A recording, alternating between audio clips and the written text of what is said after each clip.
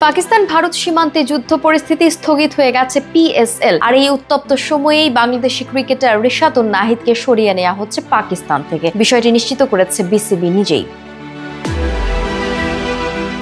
Pakistan super লিগে অংশ নিতে দেশটির মাটিতে থাকা বাংলাদেশের দুই ক্রিকেটার রিশাদ হোসেন ও নাহিদ রানা এখন যুদ্ধ উত্তেজনার মধ্যে রয়েছেন। ভারত পাকিস্তানের মধ্যে সাম্প্রতিক সংঘাত ও কাশ্মীর সীমান্তে হামলা পাল্টা হামলার ঘটনায় পুরো অঞ্চল জুড়ে দেখা দিয়েছে নিরাপত্তা উদ্বেগ। এই অবস্থায় পিএসএল সরিয়ে নেওয়া হয়েছে সংযুক্ত আরব আমিরাতে। আর বাংলাদেশের দুই ক্রিকেটারও আজ রাতেই পাকিস্তান ছাড়বেন, এমনটাই জানিয়েছেন বাংলাদেশ ক্রিকেট বোর্ডের সভাপতি ফারুক আহমেদ।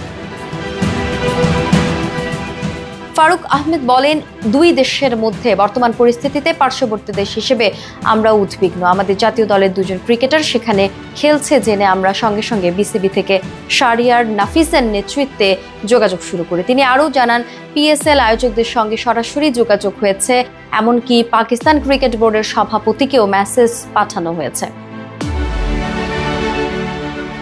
ফারুক আহমেদ আরও বলেন, বিভিন্ন দেশের ক্রিকেটারদের সঙ্গে রিশাদ ও নাহিদকেও আজই সরিয়ে নিয়ে যাওয়া হবে আরব আমিরাতে।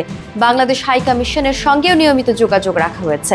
এদিকে শুধু খেলোয়াড়রাই নয়, পিএসএল কভার করতে যাওয়া দুই বাংলাদেশি ক্রীড়া সাংবাদিকের নিরাপত্তা নিয়েও কাজ করছে বিসিবি। খেলোয়াড়দের সঙ্গেই তাদেরও সরিয়ে নেওয়া হবে।